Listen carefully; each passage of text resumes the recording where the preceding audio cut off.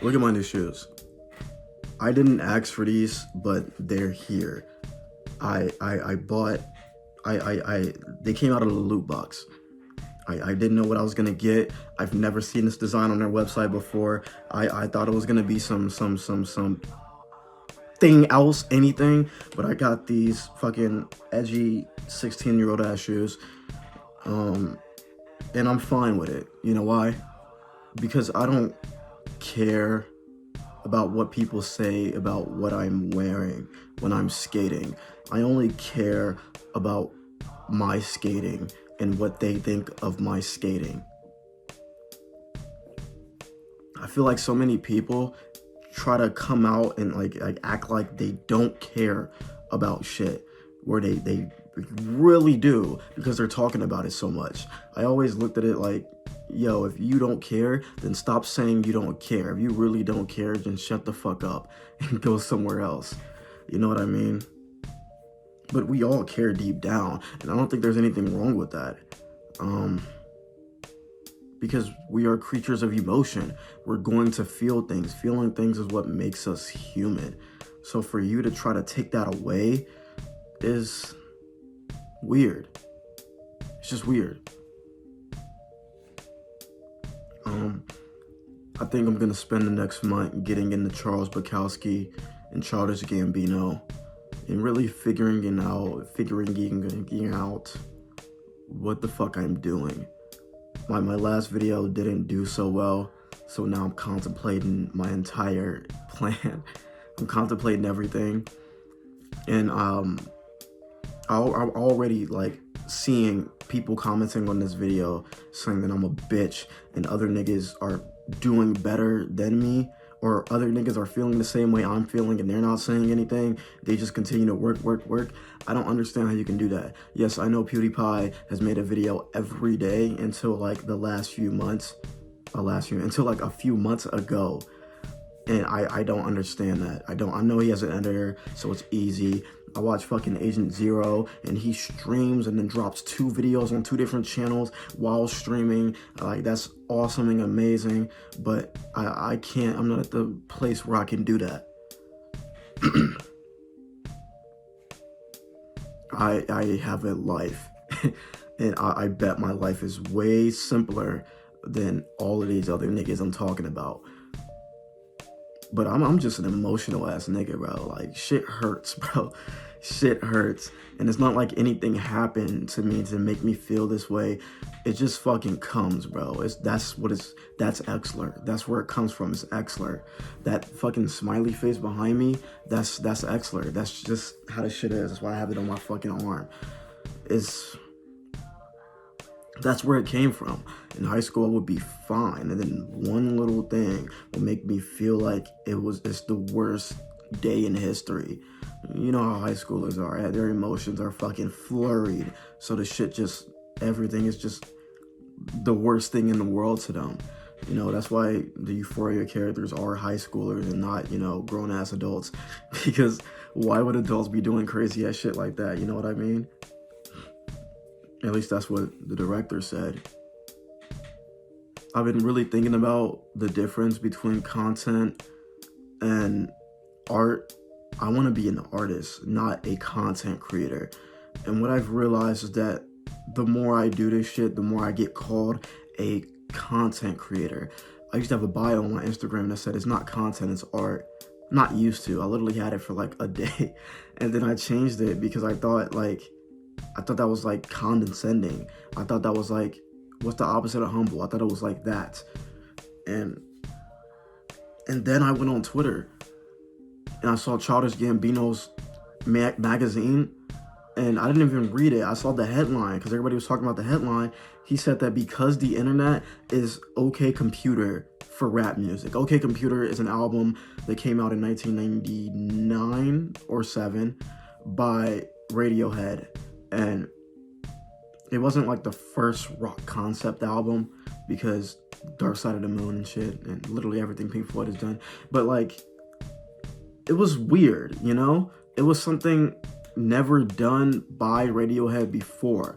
Because before that, they had 2 albums, The Bends and Pablo Honey. Pablo Honey was the one with Creep on it. It was a very, not boring, but like just a cliche ass 90s rock album, right? So OK Computer was something different. It actually, I mean, it was a concept album about basically questioning the internet and how it might, you know, take over the world one day. Because, you know, it was 99, we're scared, Y2K, shit like that.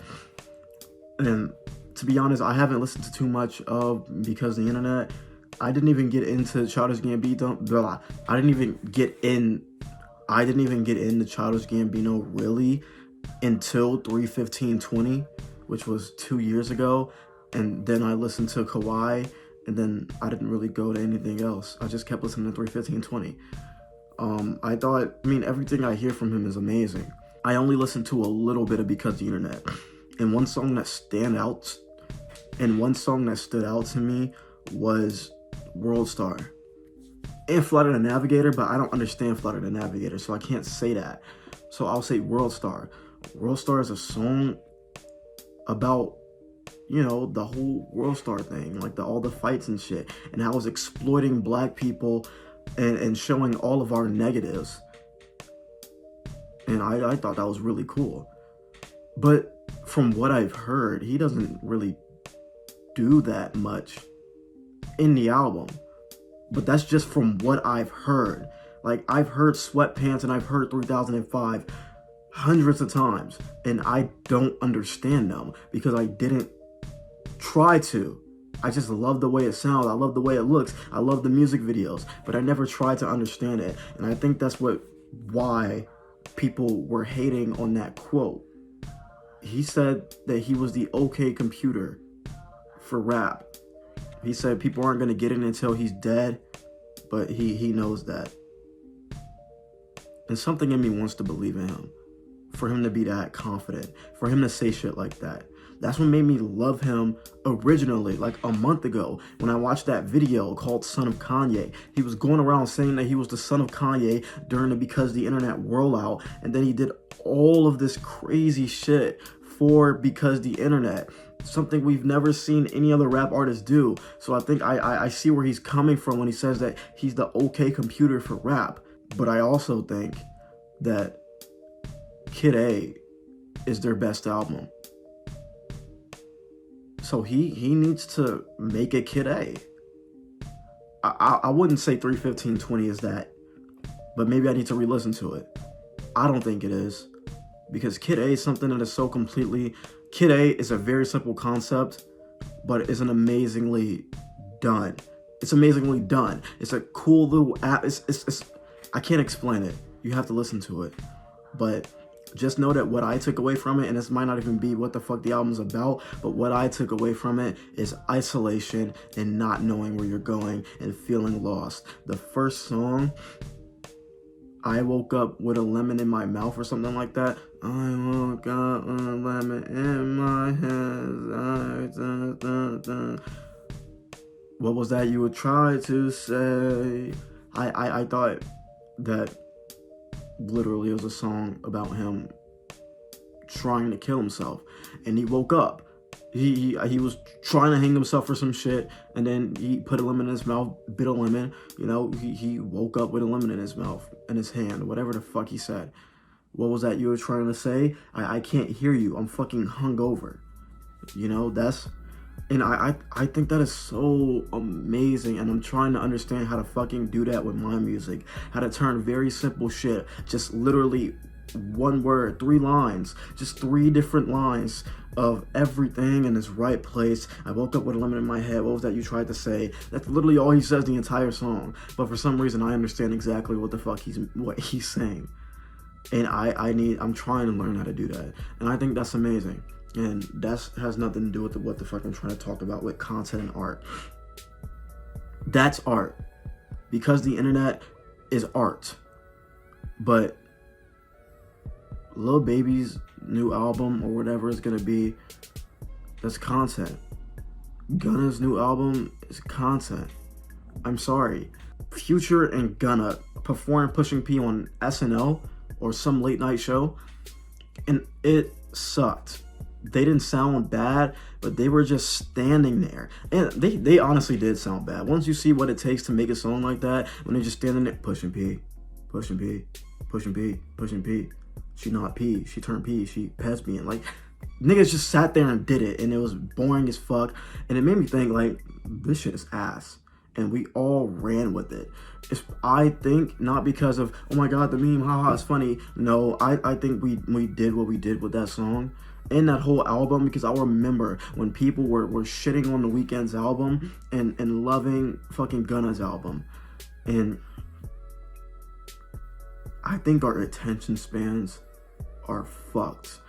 We've been talking about the repercussions of social media for like 10 years now, and I think we're finally seeing it with TikTok. Vine ended for practical reasons, money, shit like that, but I think it also should have ended, because that was a moment in time where a bunch of dumb 6-second videos will be iconic and funny, and now it's looked at as the old thing, and you know, haha, you guys really watch this shit, stuff like that.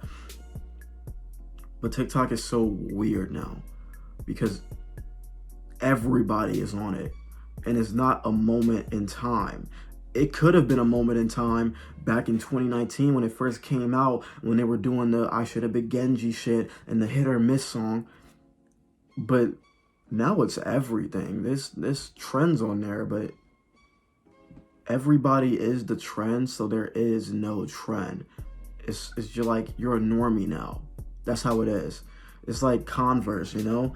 I don't know the history of Converse, but I do know they came out in the 70s. So like imagine it blew up in the 2000s and everybody wanted to wear Converse now in Vans. So they wear those now. Those aren't the cool thing anymore. It was the trendy thing, but now everybody has it. And when everybody has it, no one is. When everyone is super, nobody is. So when everybody is cool and trendy, nobody is. And that's why Converse and Vans are now the normie shit. So I don't really know what the difference between content and art is yet, but I'm trying to figure it out. I'm listening to Endless again by Frank Ocean. I'm trying to figure out why he stands the test of time and dropping this album in 2016 and then never doing anything since. I'm trying to figure out why that's a moment in time. I'm trying to figure out why Tyler's first album was something special, and I'm talking about Goblin, not Bastard. Both are their own thing, but I'm trying to figure out why they were a moment in time. I'm trying to figure out why Earl's albums feel like a different time period. I'm trying to figure that out, and unfortunately it's gonna take a while for me to figure that out. But when I do come back, I'm gonna come back with a bang. I'm gonna drop something really, really good. I can't even sell myself too far, because I don't want to be like Childish Gambino and saying that whatever I'm doing is gonna be the okay computer for rap, for YouTube videos. I don't think that yet, because I don't know. I have no idea. I don't know anything. I didn't do any research, to be honest. That's why I need to stop doing what I'm doing now. That's why I need to get off the internet and figure this shit out. So that's what I'm going to do. I'm getting off the internet. I'm getting off of YouTube. I'm deleting social media. I'm getting this shit off of my phone. I'm getting this shit off of my life. I'm gonna go outside and touch fucking grass. I'm gonna read this fucking book I have for 2 months and only got through the first fucking 30 pages. I'm trying to figure this shit out, and it's gonna take a while to do it. I want to talk more, but I'll be back.